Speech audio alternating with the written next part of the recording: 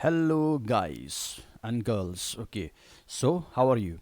So today, let's continue again with our science class. Okay, we'll continue with our science class, and we have been doing with the metals and non-metals. All right. So in today class, we'll be talking about another part. Okay, of the uses of metals and non-metals. Okay, so if you have a look again on your textbook, in this particular page where you'll find the uses of metals and non-metals. Now if you look in this page, okay, uh, I just like to make things clear. Okay, this is a very easy to understand. So when we say uses of metals and non-metals, means where do we utilize, related with metals and non-metals. So when it comes to metals, you'll find that the iron, gold, silver, copper, aluminum, zinc. Now these are the very common metals that we use. Okay, and you know very well. Okay, if you look to the iron, yeah, just like people making bridges, making house, okay, making cars, okay, ships, rails, all this, okay, they are using the iron. Oh, okay. Then after that, you'll find gold, silver, which is a very expensive, you can say, metals, okay, like gold and silver, very expensive. And the other one we use especially for jewelry. That means where they are using it, to decorate themselves in the body. After that, we have copper, which is very, very popular. You can say when it comes to electric wires, cables. Okay, we are using copper for that. Okay, and I hope you know these things also. Then after that, we know aluminum. Like sometime we make wires from cables from aluminum also. Okay, you must have seen like wires, especially electrical wires. Not only that, you will find that even in our home we are using utensil made of aluminum for cooking. So these are the uses of the aluminum. Then after that, zinc is one of the metal which is used as a protective coating for iron. If you remember, like you must have some kind of spoon or kind of other utensil at home, you'll find that they have got a very shining, shiny kind of surface. This is because of the zincs, because they are the one who protect the iron from rusting. Okay, so zinc is used especially for that. Then after that, we have the non-metals, and phosphorus. Mostly we are using it in the fireworks. Mostly you must have seen during Diwali and all, where we have to use firecrackers. Okay. After that, we have got matchsticks. Okay, these are made from phosphorus. After that, the pencil that you're using every day, you know, while writing or drawing, it is made of graphite. Okay. After that, we have got another one, iodine. Mostly, it is used in salt.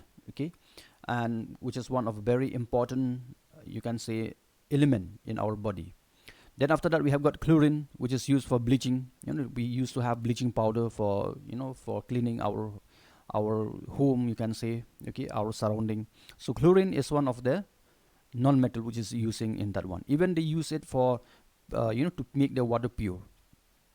After that, we have got oxygen, and that we used to breathe in. Okay, and it is used for our respiration.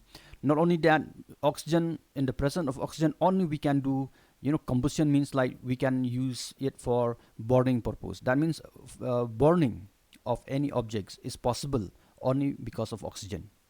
After that, we have got sulfur. Mostly we are using it for making acids, gunpowder, like this. Then hydrogen as itself is also used as a fuel. Okay, then maybe in other part of making the ammonia and all. So these are some of the uses of metals and non-metals. So you can do one thing, you can go to this particular page and you can again have a look. It's a very simple, okay, easy to understand about the uses of the metals and non-metals. All right then. So I feel in this three classes we have almost, you can say, cover some of the important part, okay, of the chapter metals and non-metals. Then after that, you must have seen that we used to have questions, like uh, we used to answer these questions. Okay, so regarding this one, fine. First of all, let's have a look into this tick mark first. Okay, in this tick mark, you'll find that we have these questions which we have to tick the correct answer, and we have got 6 questions here. In the questions one, which of the following can be beaten into a thin sheet? You mean it can be made into a thin sheet? This is possible only for metals. So you'll find here in all these A, B, C, D, the iron is the only metal. You see, oxygen, phosphorus, sulfur is not metal. So that means the answer is iron. You can tick that. Okay. After that, number 2, this is used to make electrical wires and cables. So you must have know very well. Just now I have discussed with you, copper. Okay, is one of the very common use for electrical wires and cable. Okay, so this is the answer. You can take it for that. After that, you'll find in the question 3, non-metals that is liquid at room temperature. It's bromine, number A. Okay, you can check that one also. Then in the number 4, when zincs react with sulfuric acid product form R, actually is the number C, zinc sulfate plus hydrogen. This is the number C answer. Okay, and when it comes to number 5, a metals that is liquid at room temperature, okay, it is nothing but mercury. Number B is the answer. And then number 6, pencil lead is made up of graphite. Just now also we have discussed this. So this is the answer, number A. So well, you can do one thing. You can write this in your copy, okay, and maybe in the next class we'll see the other part of questions also, and I may give you some more assignment. But one more thing, I want to make it very clear to all of you. Please do make a comments whether you have seen or not seen, because I have seen in the comment section around only 10 or 11 students they used to make a comment. But what about the other student? They hardly make a comment. So I don't know whether you have been into the class or not. So make a comment so that I will understand that you are into the class. Okay. So anyway, have a nice day and see you in the next class.